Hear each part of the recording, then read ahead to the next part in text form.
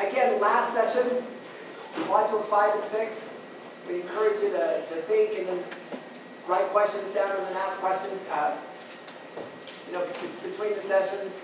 If you missed some of the previous ones, we've got some copies of the packets there at the back. Also realize this is being recorded, so your questions will be likely on the video. It's interesting, I got an email yesterday just to see how these things go. It says, "Hi, I'm an LDS member from Sweden. Found your site through the link on LDS.org, and I'm so thankful that you distribute this wealth of information for everyone. Looking forward to the new videos in 2013. So the nice thing about this, I think we have a lot of good information. Hopefully you guys also realize too, we're talking today about a number of things, buying houses, buying cars. If you're interested, videos from the 418, MBA 620, MBA 418 class are also online as well. So the first 12 videos, those are there too, so you're able to, hopefully we can give you the resources that you would like. Again, the book's online, the PowerPoints are online, and now the classes are online as well. I'd like to introduce our speaker today, Jacob Zabrowski from Utah Valley University. He's a BYU grad. He actually took our 418 class. So I claim him a little bit. He's in charge of the personal finance program there. They do a CFA program there at Utah Valley University, which is going great. So they've got like 13 different classes on personal finance. What do we teach too? But he works with me as part of the Moneywise seminars that we teach. And he'll be teaching that. We have a big hand for Jacob.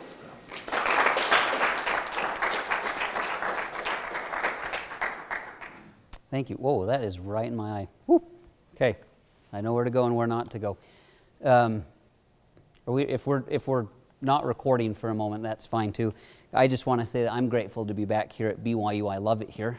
Love it at the Marriott School, and always happy to kind of return home and be among friends. And wanted to let you know, those of you that are here with your spouses, I'm glad if that's the case. I think it's perfectly appropriate. But also I'll take 1 second to thank my spouse, my wife, Carrie, who just walked in with our little daughter.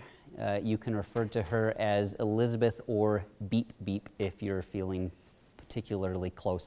If you hear anyone screaming, it's probably coming from the 2-year-old, and that's okay. So we're talking about a couple different modules today, starting with Module 5, Major Purchases, Buying on Credit, the Home and Auto Decision. The topics that we'll discuss, just as an overview, and we'll review these again at the end. First of all, financial perspectives, as is the case with each module. We'll start by having our foundation set. We'll get into building credit, identity protection, then the home decision and the auto purchase decision. And we'll leave a little bit of time for Q&A after that. We'll take a 10-minute break. We'll call it halftime. Have, again, a little bit more time for questions and answers, and then we'll get into Module 6. First of all, as far as our financial perspective is concerned, a quote from President Faust. "Over the years, wise counsel of our leaders has been to avoid debt, except for the purchase of a home or to pay for an education. I've not heard of any prophets change this counsel." So notice that there were, 2 things that were specifically listed. Those are easy to count. A home, and we might modify that slightly to say a modest home. It's not the largest, most fancy home on the block, but a modest home or to pay for education. Notice that there's a lot of things that perhaps people purchase or buy on credit for these days that are not listed. Notice we didn't talk about having your dream car in there, things that are on credit, vacations and things like that. And all of those things have becoming or are becoming an increasing part of the American lifestyle. And that's a little bit difficult to deal with. We want to avoid those things. Continuing on, another quote, this time by President Hinckley. "Look to the condition of your finances. I urge you to be modest in your expenditures. Discipline yourself in your purchases to avoid debt to the extent possible. Pay off debt as quickly as you can and free yourself from bondage."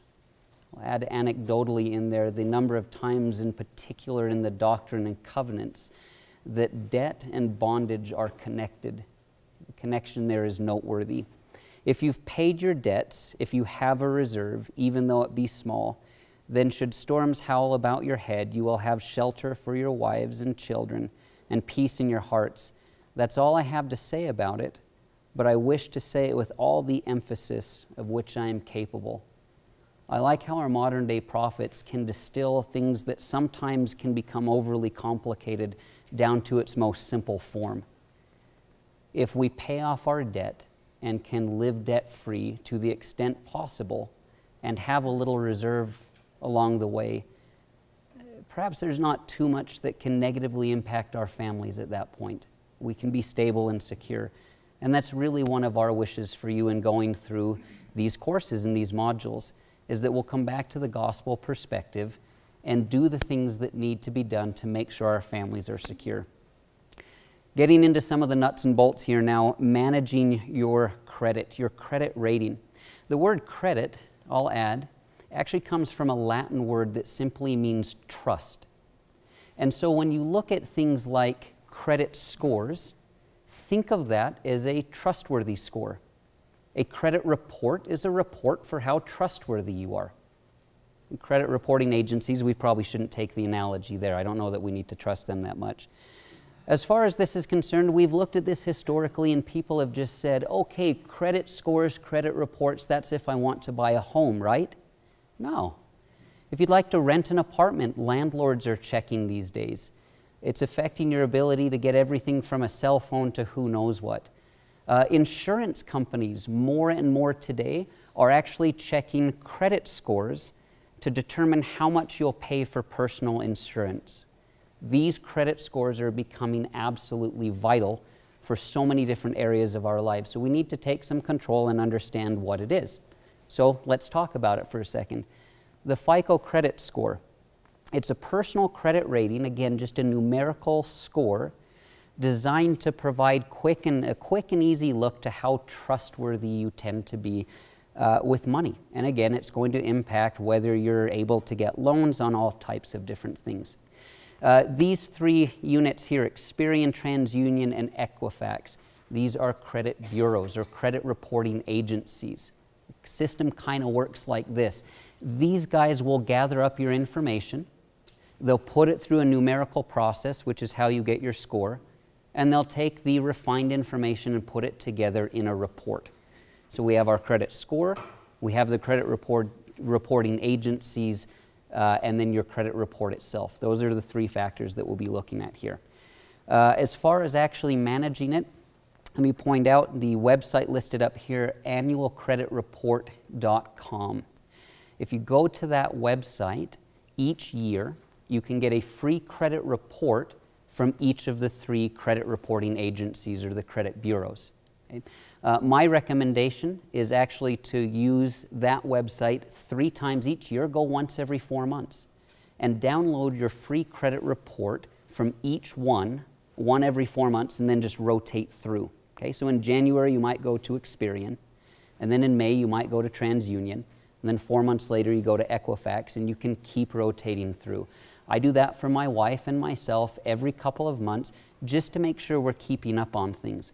When you go and you actually look at the report, you're looking for errors. You're looking for inconsistencies.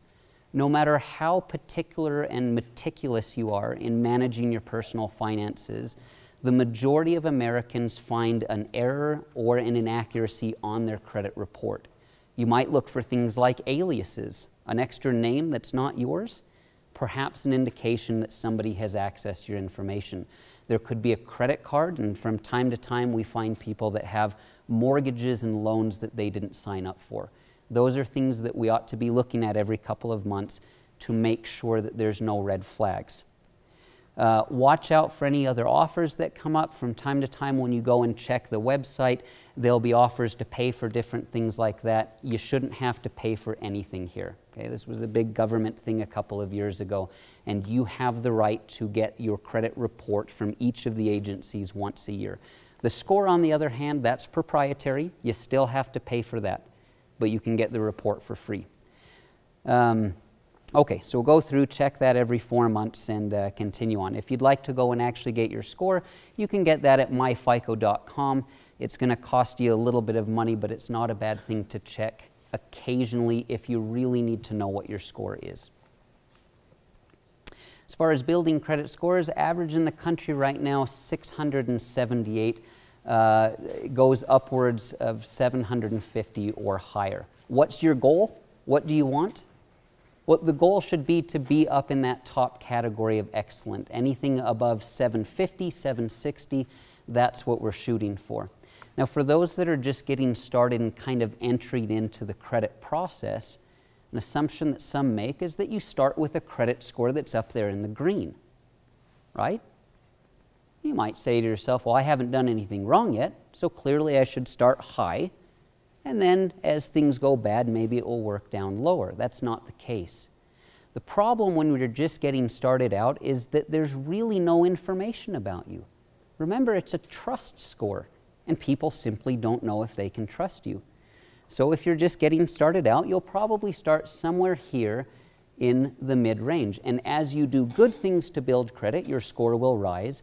And when mistakes and errors happen, or when you have late payments or things like that, your score will fall. So if you go and check this for the first time and see a mid-range score, it's not necessarily a bad thing, but it does call for a little bit of improvement. There are some ways that we can work that up a little bit. Things that you can do, start building your credit history now.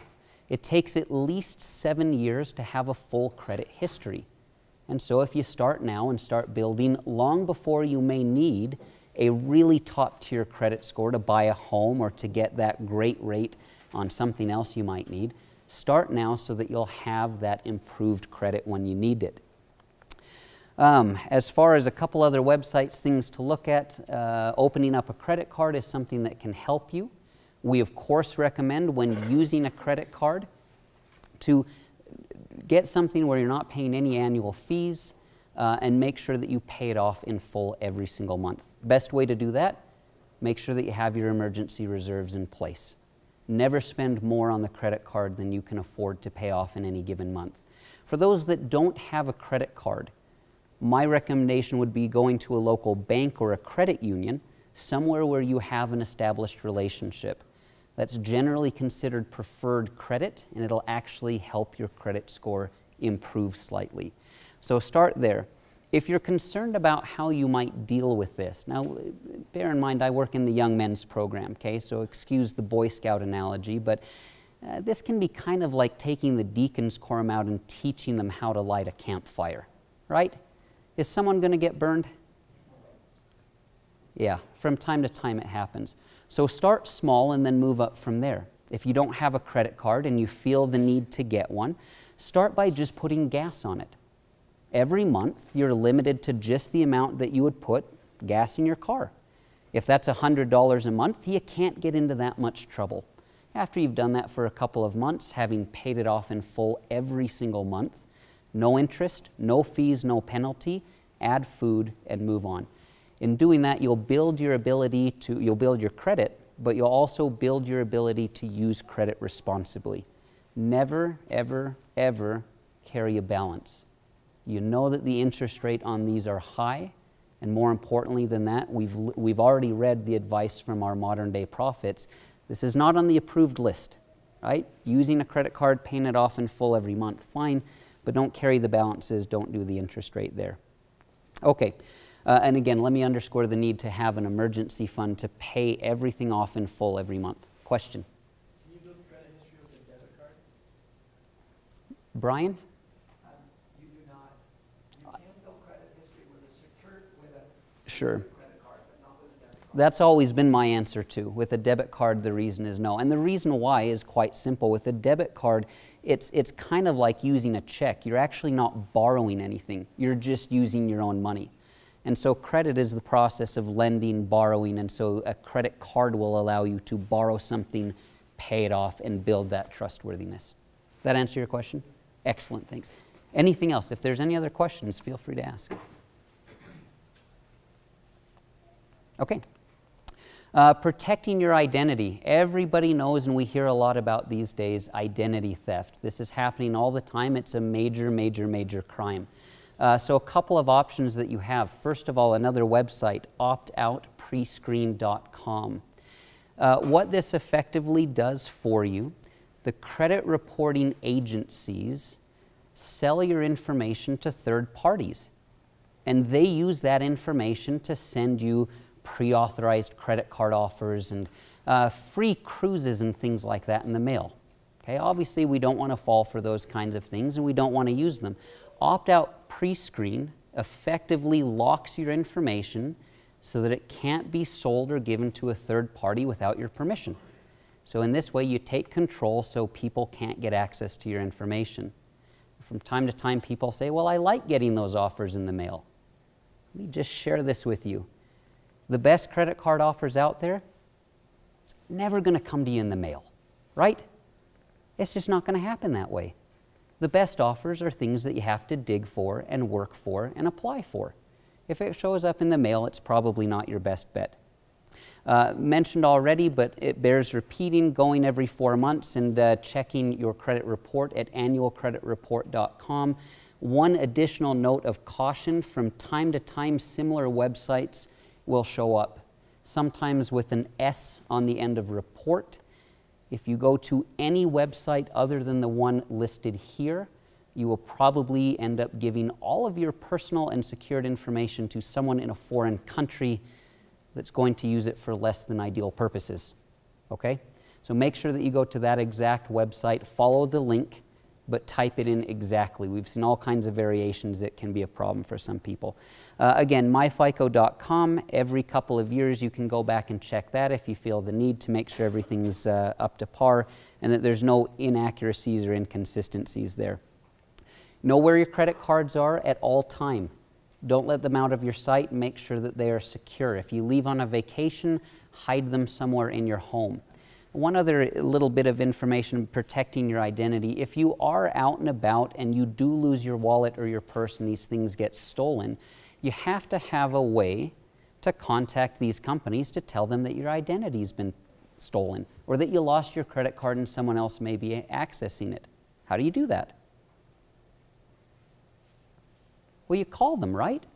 A simple phone call. How many of you have your credit card company's phone numbers typed into your phone? A couple of you. Excellent. Okay. Very, very wise practice. That way, if again you lose your wallet or your purse, you have a way to get in contact with all of these different companies. You may want a similar record that you keep at home in a very secure location, just to make sure that if you lost your phone as well, that you can access your account numbers and you can access the companies so that you can stop the information, you can stop your credit, and you can freeze everything that you need to there. One last thing to mention here: only purchase items on the internet where you see the HTTPS symbol in the browser. There'll be a little lock with that. Make sure that we buy from secured internet sites. Question? So you mentioned on that second to last bullet, call your credit card company before you go on vacation. Sure. Do you just say, I'm going on vacation, just so that you know something weekly happens? Like, I don't know if there's like a standard code word, it's something you're supposed to say to say, hey, I'm done. Excellent point that you bring up. All you have to do is call, let them know that you're going to be out of the country. There are some credit card companies where if they see, they're tracking you, they're watching your spending habits, and they see that you spend most of your money in Utah County, and then all of a sudden you're over in, I don't know where you're going to, you're over in Italy, and they see all these purchases coming up in Italy. They may wrongly assume that somebody has taken your information and they're actually stealing. And so they might call you, they might freeze your card or something like that, and you don't want to be stuck in a foreign country with a card that doesn't work. So a simple phone call saying, I'm leaving the country, this is where I'll be. It lets the credit card company know that they need to not freak out and not freeze your credit or something like that if they see those purchases. Great question. Okay. Good practice to have. I think there's probably not enough people that do that. Okay, again, as far as identity is concerned, let me see. Grab this right here. A small video. So Phil recruited me to sell these cards, and now I am recruiting him. Who is this guy again? Don't worry about Phil. He drives a Corvette. He's doing just fine. Okay. Calling cards are the wave of the future. These things sell themselves. Who's this calling press anyway? You know what? That's a nice attitude, Brian. I'm just helping you invest in your future, my friend. This sounds like a get-rich-quick scheme. Yes, thank you. You will get rich quick. We all will. Can you give us a lot of money on that other investment, that one from the email? You know what, Toby? When the son of the deposed king of Nigeria emails you directly, asking for help, you help. His brother ran the freaking country, okay? All right, so raise your hand if you want to get rich. All right. No, how is this not a pyramid scheme? All right, let me explain. Again. Phil has recruited me and another guy. Now, we are getting 3 people each. The more people that get involved, the more people who are investing, the more money we're all going to make. It's not a pyramid scheme. It's not even a scheme per se. It's...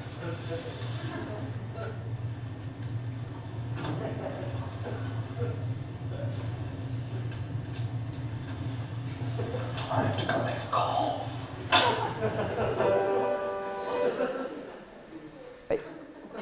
I tell you, with the scriptures and select clips from The Office, you can teach almost any financial principle that you'd need. It's just, it's truth, okay? And yet we all laugh, and at the same time, who hasn't received some of these scam-type emails? We all get them, don't we? Hopefully they get filtered out and they get caught. And do we think that they work? I suppose that if they didn't work, we wouldn't be receiving them. In other words, we're receiving them because they work. Now, talking about some of the pyramids and the other schemes and things that go on, here in Utah, we're known for a number of different things. We're #1 in a lot of areas, right? For example, #1 per capita Jell-O consumption. Entire U.S., we're #1. Did you know that?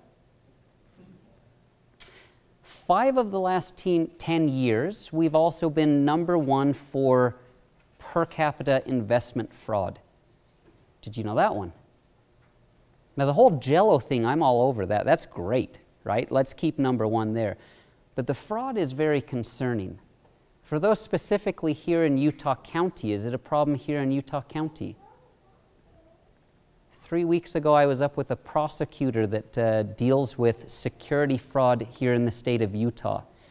His estimation was that 80% plus of the cases that he investigates come from Utah County. Is it a problem? It's a big problem. It's something that we all have to deal with. And again, I say that somewhat anecdotally. He is one office. There are many people that prosecute. And so that's not an official statistic about this area, but it's problematic. These things happen all the time. So let's talk a little bit about it. Here's a quote from Elder Ballard. There are no shortcuts to financial security. There are no get-rich-quick schemes that work. Perhaps none need the principle of balance in their lives more than those who are driven towards accumulating things in this world, consumerism.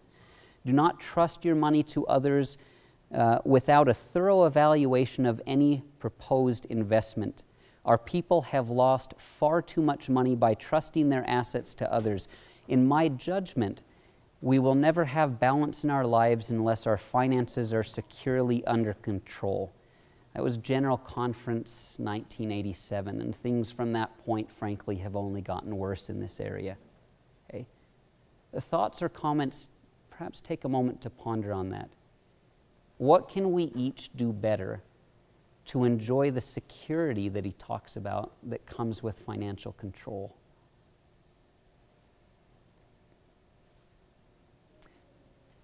I'd also point out that he says that there are no shortcuts.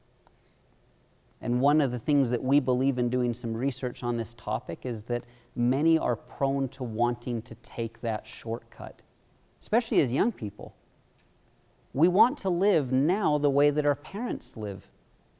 Perhaps we don't realize that it took our parents, if they're financially secure, the better part of a lifetime to get there. Isn't it okay that we scrimp and save a little bit?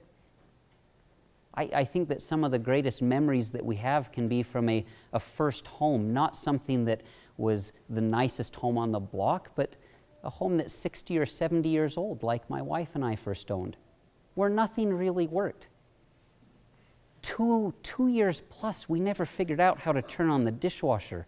I was nervous. I was scared of it. We had to roll it halfway through the kitchen. It blocked the corridor. We couldn't get any of that stuff to work. Is it okay to take a little bit of time to let our dreams mature and grow up? I think it is. We don't need everything right now, right? It's line upon line, precept upon precept. Okay, we've got a laundry list here. A lot of information about avoiding scams. We could spend hours on this in and of itself, but let me get you a couple of highlights here. If the return seems too high, it's likely a scam. Watch out. Also, the word guarantee, a promise of a guaranteed return, another big tip-off that it's a scam. If you actually go back and look at a lot of the great Ponzi schemes of our day and the things that people have done, one of the fundamental things that's similar in all of them has been just that, a guaranteed return monthly or annually. The markets don't work that way. It's not the world we live in. Risk and return, as you learned in the investment module, right? You can't separate them. With return, there is risk. Those two things go hand in hand. Do the facts, do the investment, check it out. Google, great tool for this. If you hear about a new investment product or somebody calls you up, go to Google. In the state of Utah and in any other state in the country, you can actually go to their Securities and Exchange Commission and you can look people up. You can use the Better Business Bureau. Take the time to do that. That's not the extent of your research, but my goodness, that is the starting place. If you do nothing more than that, start there. Are the sellers licensed and from reputable companies? Always ask about state licenses. There's a whole laundry list of them, but if they're selling a registered investment product here in the state of Utah, they need to be Series 7 licensed. If it's an insurance project, they need the Series 63. Is the product significantly above or below market price? Always something to watch out for there. Look for something where they say you're getting a 50% discount off of the market price. Some of you are business majors in here, right? Do I have any business majors? Most of you. What is the market price? It's what? It's what somebody will pay for it. So if someone comes to you and says, I'm offering you this at double the market price, does that make sense? What if someone comes, you wouldn't do that, right? What if someone comes and says, well, this is half off the market price? Well, if the market price by definition is what people are willing to pay, then how do you get half off of that? It just doesn't make much sense.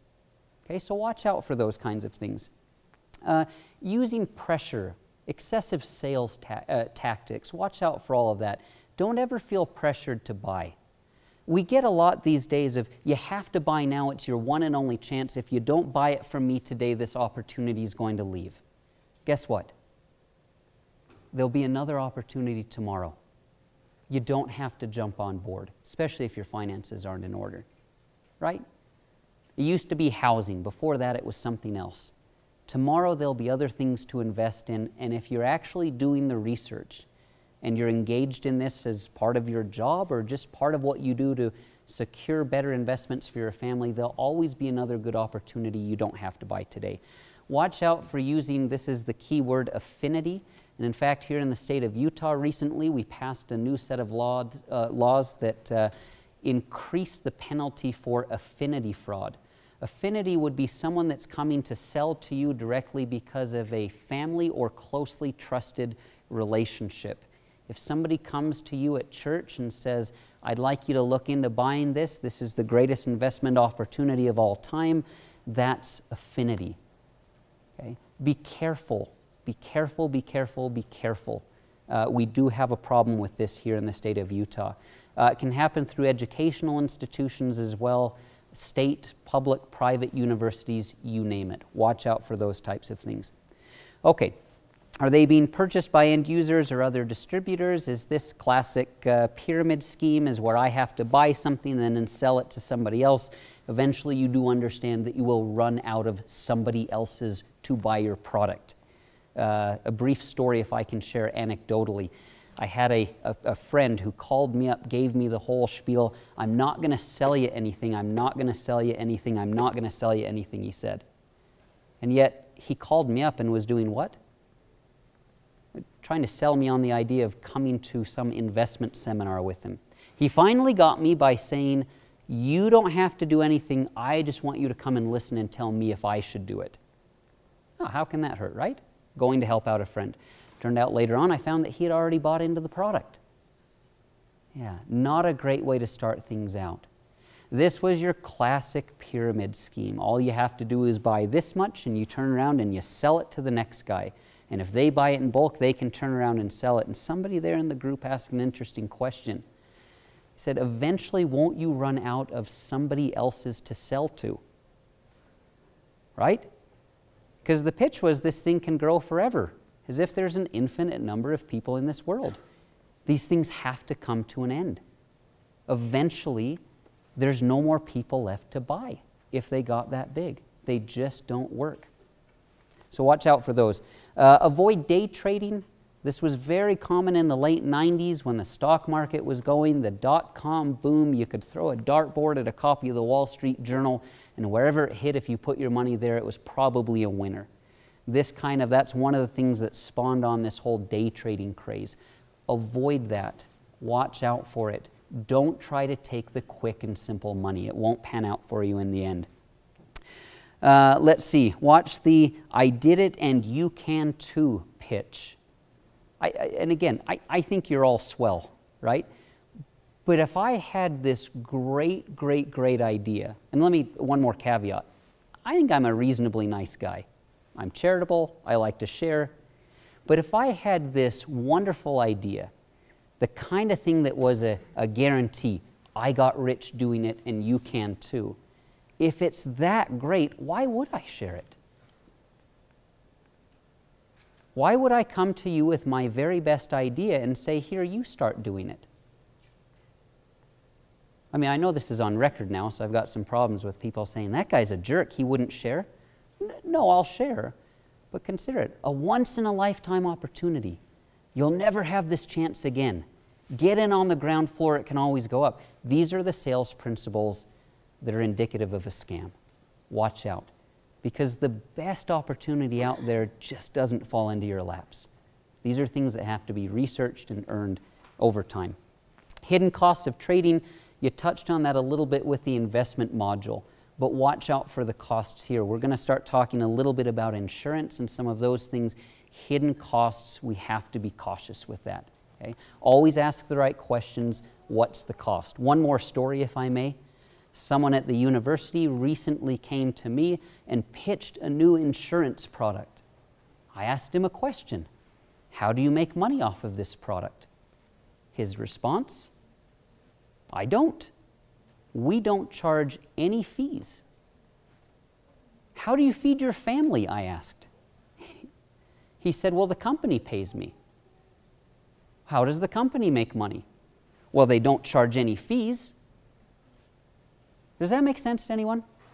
All right, I'm speaking to business majors here again, right? For the most part, a whole lot of you business majors, you're all very intelligent.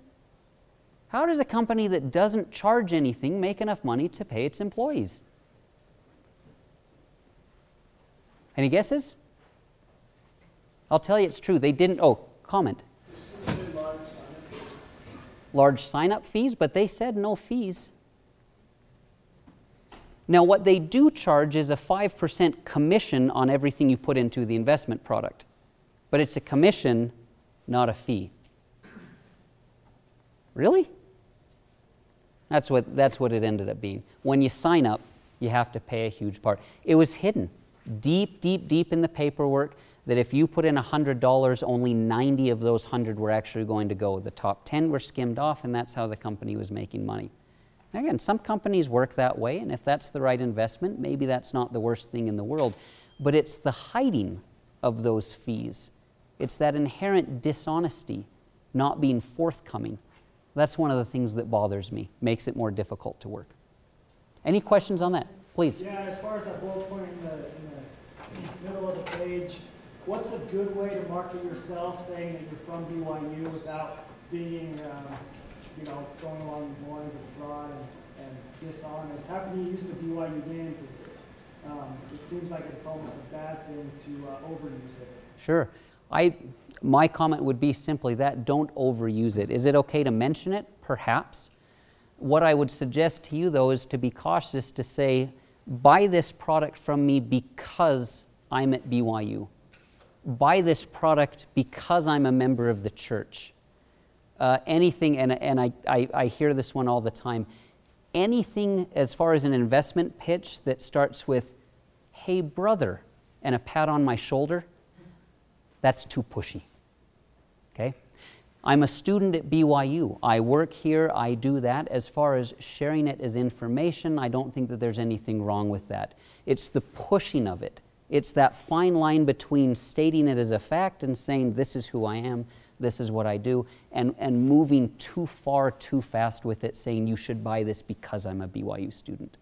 Did that answer your question? Yeah, thanks. Okay. Very, very, very thin line there, though. You're right to suggest and say, how do you straddle that? I don't know that I have the answer for that in all circumstances. But just, I'd back away from it as much as possible and say, this is who I am, this is where I'm from, but let's actually talk about the investment opportunity. Let's talk about the structure of that, because that's really where, that's the information that people ought to be asking for. That's what they need. Thank you. Any other questions before we move on to housing? It's maybe your last opportunity to avoid identity theft and fraud. Question? I have a question going back on the credit. Please. Why is it when you run your credit score that it drops your credit? And I know how to, not a huge amount, but I don't understand why that's that. Your credit score is generated using a formula. Okay? It's a pie chart, basically. And so when you look at that, the biggest part of that is your payment history. Do you pay, and do you pay on time? Right? And that makes sense, because if you loaned money to me, you would want to know first and foremost, am I going to get my money back? Right? That's the most important thing to you. There's also something called a utilization ratio. That's about 30% of your score. That's how much of your available credit are you using. It's kind of the idea of, are you tapped out? And if you're almost tapped out, people are going to be a little bit hesitant to lend you money. There's the different types of credit, and then there's new credit. And new credit accounts for about 10% of your score. And so when you hear, yes, when I check my credit, does it go down? The answer is technically yes, but usually not in any type of big, lasting, measurable way. And what they're looking for is they're saying, oh, you're checking your score. Maybe that's because you're about to borrow money. Maybe it's because you just opened up a new credit card, therefore you have some new credit. Your score will drop ever so slightly until you've actually made some payments on it and they can actually see that you're using it responsibly, at which point your score will go back up. So I wouldn't be concerned about checking your score and taking a hit because of that. If you need to check your score, go ahead and do it. I think the average is something like 2 points dropped. So if you were at a 751 and it dropped you to a 749, that'd be unfortunate. Okay? But for the most part, if you're doing the right things, your credit score is going to work its way up to 800, and dropping 2 points if you're just interested to see where you're at is not going to hurt you at all. So you shouldn't be concerned. Does that answer your question? Yes. Okay. Anything else? Okay. Let's move on. Housing. I love this one. Mosiah chapter 4, verse 27, and see that all things are done in wisdom and order. Everything that we do, wisdom and order.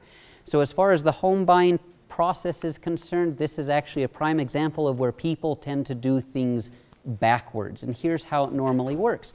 If I'm going to purchase a home, where most people start is they walk into a bank or a credit union and they sit down with a lender or loan officer and say, how much money can you lend me? Right? And the loan officer is going to do what? They're going to say, well, give me a little bit of information. They're going to ask for your income. They're going to run it through a little financial formula, and they're going to say this much. Okay, and now you know you can borrow that much, and that's where you start your home. That's backwards, and it's wrong for a couple of reasons that we'll discuss in just a minute. Don't start with the dream house. Don't start with the how much can I buy. Let's start where we should. Let's determine what we can actually afford. And your budget for your family will vary greatly from my budget with my family. And those will actually vary greatly over time. It's about what you and your spouse, as you discuss these things together, can reasonably afford. So come together, sit down with your family, and budget. Plan it out, and see what you can actually handle. Okay? Harkening back to, I think it's the second module where you talked about income and expense statements and tracking things. If you want to know how much you can afford for housing, what do you need? What information do you have to have? I heard it over here. What was it? It's an income and expense statement. Yeah. If I don't know how much money is coming in and how much is going out, I don't know how much I can afford on housing, and it kind of thwarts the whole process here. Okay, save up for a down payment. We'll talk about that as we move along, and then find a home that fits that criteria. Is now a good time to buy a home? I see yeses, I see no's. You're nodding no. You're saying yes. The answer in my mind, to be honest, is I don't know. See, the question should be, is it the right time for you? Is it the right time for your family? Perhaps you understand enough to know that for your family, maybe now is not the right time. For someone else, you might be saying yes. Perhaps you've just graduated or you're about to, and you have a job and there's a good salary and it's consistent with your family and your values.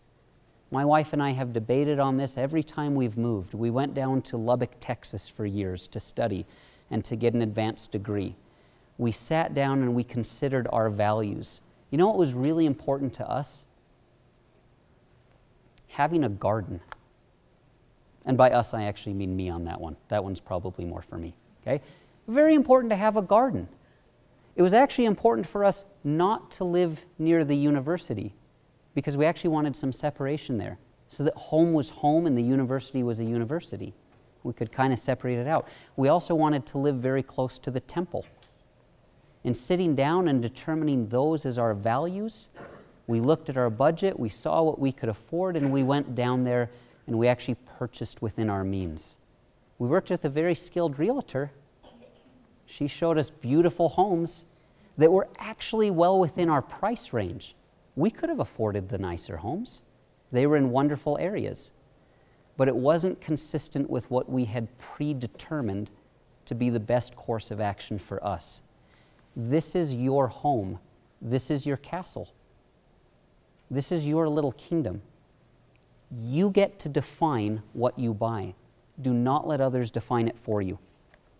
As far as renting versus buying is concerned, there's actually a number of great online tools. In fact, the New York Times has a great rent versus buy calculator that you can use. To summarize, though, as a general rule of thumb, if you're going to be in some place for at least 3 years or more, I should say, then buying is an option that you might want to consider. In today's environment, I like the idea of looking at 5. If you're not going to be there, you don't want to own something in real estate for about 5 years, I think that you're wise to reconsider. If you're only going to be there for 1 or 2 years, perhaps a graduate program, again, you would probably tilt the other way. But go back to your family values. Go back to what works for you. It's not just as simple as looking at price. And people make this mistake all the time. The mortgage would be $500, the rent is $500. So those things we might suggest are equally weighted. And yet we fail to consider that within the cost of your rent is property taxes, perhaps some insurance on the structure. If you actually buy a home, you have to deal with insurance, property taxes, and maintenance. There's also the purchasing of the property. You may have to pay any number of a variety of fees. Points, application, appraisal fees, inspections, all of the moving costs, which are real. It takes money to move. U-Hauls don't rent themselves for free. And actually a real estate agent commission. Does anyone know what those are typically? Like 3 to 5. 3 to 5, 3%. I'm going to go with 3% on that, but 3% for who? It's 3% for each agent, On both sides. which actually makes it 6%. Right, that's why I said 3 to 5. Okay. You guys may do math a little bit differently here than I do, but that's okay. Yeah, 3 to 5 works, okay? We'll say 3% per agent, up to 6%. That's probably where we're at. Incidentally, who pays that? Typically. Real estate, there's all kinds of exceptions to the rule, but who pays that, who pays the fee? The seller. Typically, the seller pays the fee. And so as you're actually looking through the cost, property needs to appreciate about 15% to compensate for all of this. And why? If I buy a home for $100,000 and go to sell it a year later, and you say to me, well, it didn't appreciate at all, it's $100,000 still, and I sell it for that, how much am I going to get? Well, if I'm paying 3% for my agent and 3% for the buyer's agent, how much do I get? Yeah, $94,000. And what if actually to purchase that $100,000 home, I actually paid an additional $3,000 in points, application, appraisal fees, etc., etc. That's where the difference comes in. So real estate has to appreciate quite significantly just to break even. Again, does that mean don't go buy a home? Nope. Understand the math. And when it's the right time for you and your family, that's when you should be making that decision. Any questions on that before I move along? Seems like there's talking going on. Everybody's very excited to buy homes. Okay. The wisdom of starting small. It's called a starter home for a reason. Start small. Again, go back to you don't need everything that your parents have today. They didn't start where they're at today. At least I hope they didn't. And if that's the case, it's okay to know that it's going to take years to work up to that level. So start with something small and manageable. You can't get into too much trouble, at least if you buy what you can afford. You'll grow into a home, that's fine. You'll get some tax benefits and some interest savings later on. All of those things will come in due time. I mentioned this before, but to reemphasize it, do not let the lender tell you what you can afford. The common hurdle rate is 36% of your income. And so a lender may look at it and say you can afford to pay 36% of your income towards housing. They're going to look at that, run it through a time value of money formula and say this is how much you can buy. Now, I'm not suggesting that this is the cause for housing crisis and problems we've had here in Utah. We have a very high foreclosure rate, so this may have something to do with it. But if we're all LDS and full tithe payers, which we absolutely should be, and we walk into a lender who says you can afford to pay 36% of your monthly take-home pay in housing expense, what is not being considered? Tithing. Now, by definition, we're working with a slightly smaller pie. And so 36% may not be appropriate for you and your family. What if there's a medical emergency? Or what if you're prone to getting sick and you know that your health costs are higher? Again, you can't afford to put as much into a home. Anything else to think about? LDS families, specifically here in the state of Utah, what other costs do we incur? Fast offerings or emergency funds? Fast offerings, definitely. Charitable contributions. Per capita, Utah is the most charitable state in the country. It's a wonderful thing. I wish we could all even do more. But if we're going to give there, there's not as much to have over here. It's just a simple trade-off. You said fast offerings and?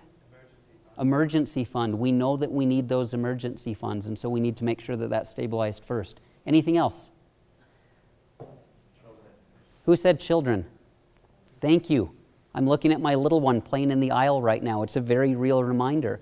Average family size in the U.S. right now, average number of children per household, I should say, 1.8 children per household.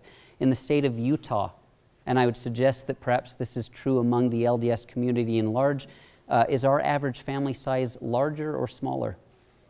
Larger. In fact, it's 3.9 children per household here in the state of Utah. So if we are being more charitable and we're supporting more people with the same amount of income, we can't afford to put as much into housing. That's okay. Now, if you realize that and you account for it, not a problem. If you let somebody else tell you how much you should be spending on a home, now you've given up control of that decision-making process, and the likelihood of running into some trouble is greater. Also consider down here how much for kids' college expenses, missions, weddings, and things like that do we want to pay for. Again, if we're funneling more into the home, there's less to do those other things. It's a matter of prioritizing for yourselves. Okay, as far as down payments are concerned, private mortgage insurance, or PMI. This is essentially an added little expense that you have to pay monthly on your home if you don't put 20% down.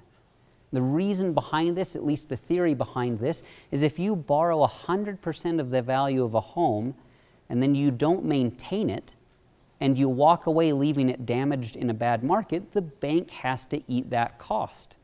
We say the bank has to eat that cost, but who really eats it? Well, the bank ends up passing that off through higher fees and expenses to the rest of the people in this room. So if you walk away from a bad mortgage or a bad deal, who are you affecting? Everybody. Who said everybody? You're affecting your friends and neighbors. You're making their lives more difficult. I don't think that that's the right approach to take. So banks and lending institutions, they want you to have a little bit of skin in the game, and that magic number is that you put down 20% of the purchase price of the home. So as you're going along with your next family home evening and you're going to start thinking about the home buying process, you're looking up housing prices in the area that you'd like to live, and you find that a reasonable starter home costs about $150,000. How much do you need to budget for and save for a down payment? $30,000. Okay? Plus you'll have some extra fees and expenses, so you'll want to go above that just a little bit to cover everything you need to. That's where you're going to start. That's the ideal goal to get into your first home. If you get to that 20% mark, you avoid paying the private mortgage insurance. If you have to borrow 90% of the purchase price of your home, you're going to have to pay an extra monthly fee. Okay? Could be $60, $75, I think they cap it around $150 or so. Okay, but it's an extra fee that you don't want to have to pay. A couple of deals that can help you out there. You're saying $30,000 is a lot of money to save up for a $150,000 home. If that's difficult to do and you have a need to get into a home a little bit sooner, there are some additional ways that you can do that. FHA and Utah Housing offer some below market rates and some standardized rates on fixed rate mortgages for first-time home buyers. And this has to be a property that you live in. It cannot be an investment property where you only have to put down 3 to 3.5%. And so you could, in theory, buy the same $150,000 home with about $5,000 down. I will warn you that you still have to pay the private mortgage insurance. It's wrapped up inside the product. You'll still be paying for it. You just might not see it. But it is actually a useful tool for those that are just starting out and need to get a home. And does that mean it might go up on a loan like that? You could be like $100 a month instead of $40 a month? I don't know of any difference between PMI on one of these loans or PMI on a more conventional loan. The primary difference is that on a conventional loan, you'll see it every month on your statement. And if you're like me, that's going to bother you, and that's going to motivate you to try to get it off. If it's here, it's just wrapped into the product, so you may not see it. Incidentally, as you brought it up, good point, the private mortgage insurance will stay on your loan until you have a loan-to-value ratio of 78%. Meaning once you cross that 20% equity mark and go a little bit beyond it, so you have to get to 22% equity, your lender is supposed to take the private mortgage insurance off. Okay, at that point, you have enough skin in the game, so to speak, and they'll take it off. So if you have to start with 10% down, my advice to you is accelerate the payments, pay extra principal, get that loan-to-value ratio down below 78% as quickly as you can, and once you're there, you'll avoid that PMI, and you can take those payments and pay off your debt even faster. Any other questions there? Excellent. Okay. Moving along, these aren't as common these days. Avoid 100% financing alternatives. This was the big rage in the housing bubble and subsequent housing burst that we're all aware of. Okay, a lot of the crisis right now. 100% financing is just something to avoid. You want to save, you want to be responsible, have some skin in the game. I like the note here. I didn't write that, but probably a good sign you're not ready for homeownership. If you have nothing saved up, you're not ready. Okay? Again, another reason for the down payment is it gives you a little bit of time to mature and work toward the goal, and there's nothing wrong with that. There's nothing wrong with taking a little extra time and working towards your goals. Okay, home and lending decisions, note that your lender may use a slightly different score or some slightly different metrics. They won't just use your credit score, but they will most certainly use it. They will look at your debt to income levels. They'll be looking at student loans. They'll be looking at car debt. They may be looking at business debt, depending on how it's structured. So you want to be cautious there. Note again the typical limit, 36% of gross monthly income. We've talked about that already, but I'll point it out again as a danger for those of us here in Utah, for the LDS community in general. We pay to other things. We are a tithe-paying people. We are a charitable people. And so we shouldn't just use that metric. It's a little bit too high. They'll look at your loan-to-value ratio, making sure that you have a large enough down payment, and they will pay particular attention to your recent credit history. Not a great idea to go and borrow money to buy a car and then turn around and try to borrow money to buy a home. Remember, your credit score is a score of trustworthiness. It's your trust score. And so a home lender might see that you just borrowed money for a car last month, and they might say, well, we don't know how you're going to react to that. Okay, so it could negatively impact you. My advice would be, as you're moving toward the purchase of a home, freeze other things, freeze other major purchases. Consolidate what you can, make sure that you have your down payment, make sure that the emergency fund is in place, get everything set, and just hit pause on the other goals for a little bit, make the purchase of the home, and then move on after that. Okay? You don't want to cause too many waves in the system. Getting pre-approved for a mortgage, great sign, shows the buyer that you are serious. So it's a way to kind of negotiate, and sometimes you can actually get a better price by doing that. Clear up any problems on your credit report. And I, again, will use myself as an example here. Excuse me. I promise you that I am the most anal person you've ever met when it comes to money and financial management. Can I have a second on that motion? Amen. Okay, so we have an amen. Okay, I promise you that's the case.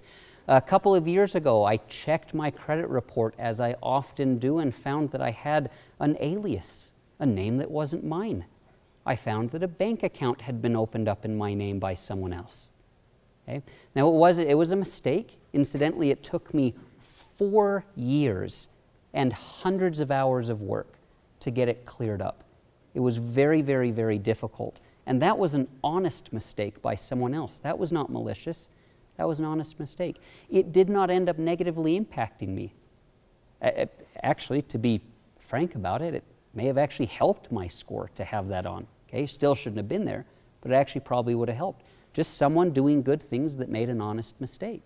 Okay, it was a big, big, big problem. You want to know about things in advance. You want to monitor that appropriately. And then shop around. Shop bank, credit union, and online for rates. Bankrate.com. It's heavily subsidized, but it'll give you a good idea of what rates could be. There's a lot of great online lenders, and I would encourage you to start looking. Long before you're ready to buy a home, start there. Watch daily. Watch things as they move. Watch the interest rates as they go up and down. Not so that you can try to get in on the ground floor. Don't try to play the game, but it's so that you can understand how they work. Understand what interest rates are going to be. Understand the difference between a lower rate and higher closing costs, and vice versa. All of those things will help you out. As far as different types of mortgages, you've got the fixed rate mortgage, and these come in varying different terms, 10, 15, 20, 30, 40, and our favorite, the 50-year mortgage. Common investment tool, as it was called. Please note the sarcasm. Back in the late 2000s, you really want to be paying debt on a home for 50 years? I mean, are you crazy? Okay, it wasn't you guys. Okay, I'm not blaming you for that. So those are the different terms, but a fixed rate is simple. As the name implies, the rate on your mortgage is fixed. Very easy to budget with these. They're friendly if you're sensitive to changes in income and expense. This is probably the right way for you to go because your rate won't change. Insurance rates, incidentally, and property taxes, which can be bundled in from time to time, those might change. So you could still have a little bit of variation in the check that you're writing each month, but the actual rate of the mortgage does not change. Great. Incidentally, right now, for those that are considering buying a home anyway, please do not buy a home because rates are low.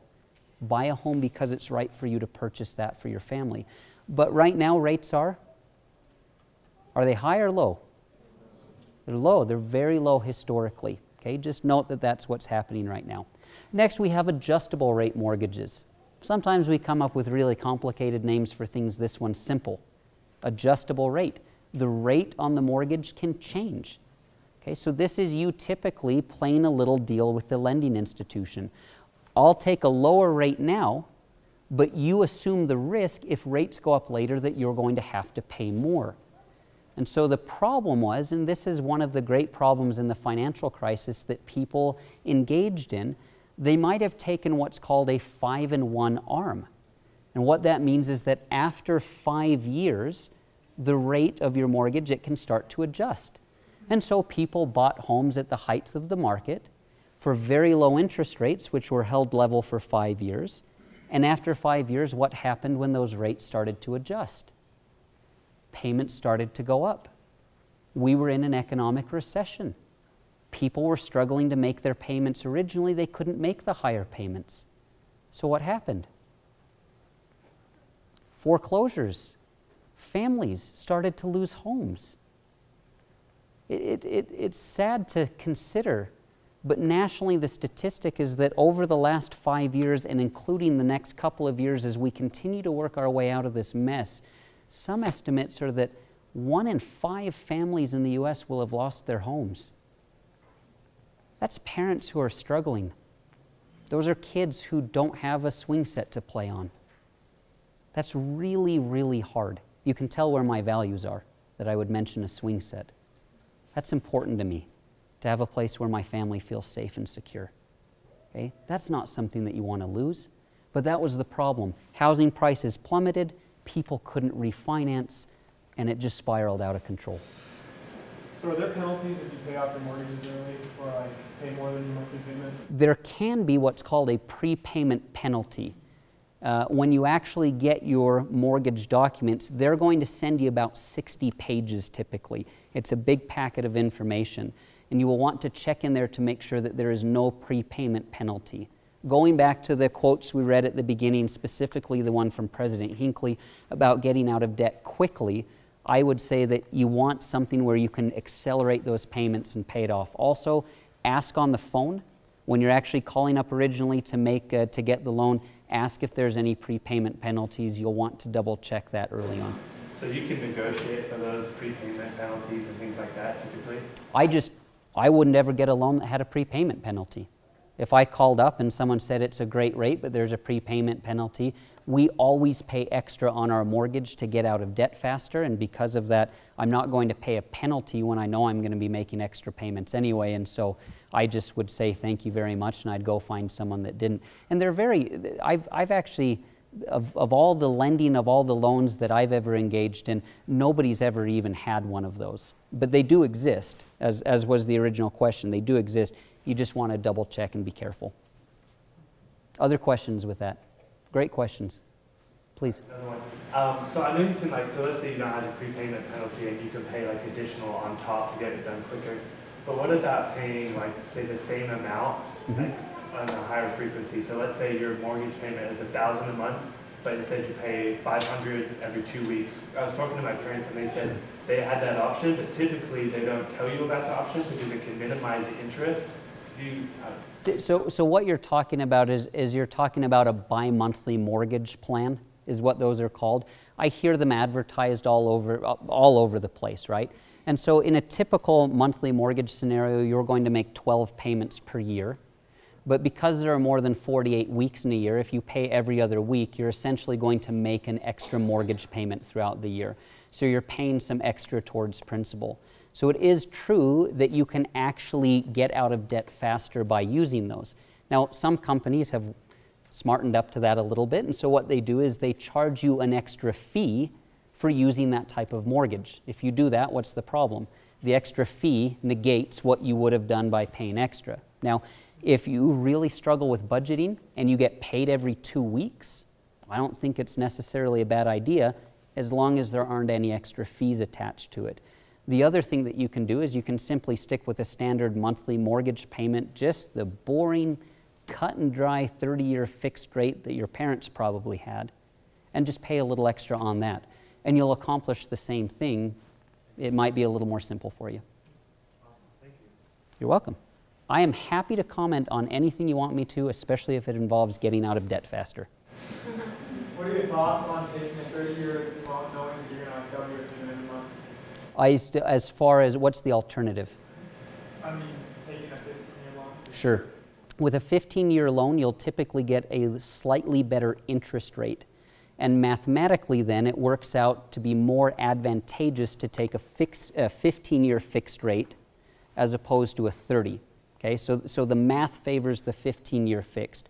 My side, and sometimes I lean towards the 30-year fixed. It all depends on the person and the situation. But with a 30-year fixed, you have a lower monthly payment. And so if you do run into financial difficulties, your monthly payment, your obligation per month is actually lower. And so the way that I've decided to handle it, not that that makes it right for you, is a 30-year fixed rate mortgage, but you pay it off like a 15. Because we have a slightly higher interest rate, sure, we're going to pay a little bit extra over the life of the loan than if we had just gone with 15%. But frankly, if there's a medical emergency or if we run into trouble, it won't be as difficult for us to make those. We might not need as much in our emergency fund because that obligation to pay is lower. Okay? Personal decision could go either way, but hopefully that explains the difference. So generally speaking, over the life of the loan, if you do that 30-year, you like double your payments every month, like it's a 15-year, how much more are you going to pay in interest? Just because usually how many, is it like 50 basis points usually that the loan varies from 50 to 30 years? It's kind of like the variation on those loans, it's like an accordion, right? When interest rates are high, it's going to be a whole lot more than 50 basis points. With interest rates low, 50 basis points is probably fairly accurate. Let me do this on this one. This is a great topic. Let's move toward, I just realized the time. I've got to clip along a little faster to cover everything. Let me move towards a break, and during the break, let me actually pull up a website, and we can actually just look at the difference in real time. We'll do the math, we'll work it out. Okay, remind me. Don't let me stiff you on that one, because it's important. Okay. So moving along, let's talk auto, and then we'll finish up here real quick. Choosing a vehicle, couple of different things here. Again, go back to your goals and your budget. Do not walk in and ask someone, what can you sell me today? That's never a great way to start. What are your needs? What are your priorities? And for heaven's sakes, please do not try to keep up with the Joneses, okay? The Joneses are trying to keep up with the Smiths, and they're trying to keep up with the Adams, and it just really is a nasty system. So look to your goals, look to your budgets, look to your need, and see what you need. Look at safety, obviously, as a high priority. I'm not a car guy, incidentally, so who do I trust for this information? It's not me. I don't have the skill set to make all these decisions. Okay, go to Kelley Blue Book, go to nada.com, talk to a professional, talk to someone that you trust, talk to someone that's in this industry. Before you go looking for a car, look up the prices, know what you're paying for, know what the comparables should be, look for any warranties or things like that. Do extensive online research before you go to make the purchase. Once you find the car, make sure that you look at the vehicle's history. Don't buy anything that's been in an accident or has had extensive damage and been subsequently repaired unless you know about that stuff. Okay? Make sure that all of that is there. Watch for maintenance records and things like that. The same can actually be said for housing on that, for maintenance records. Each home that my wife and I have purchased, I have asked them for copies of maintenance records. Typically, they've been very forthcoming in showing me the things that they've paid for that have been fixed. The other thing, sorry, I'm going back to housing, but I've also always asked for 1 year's worth of gas and electric bills. Gives you an idea of what you might end up paying, and as far as budgeting is concerned, that's going to be helpful. The car analogy for that would be understanding the miles per gallon, so you understand how much you might have to pay in fuel each month. Okay, know the terminology, manufacturer recommended price, the total cost of car ownership. There's a number of great websites that you can find online that help you understand the total cost and the ongoing cost of owning a car. Simple example, SUV versus smaller sedan. Now we look at insurance rates. Which one may be cheaper to insure over the long run? SUVs tend to be more expensive, so we'd think that they actually would be more expensive to insure.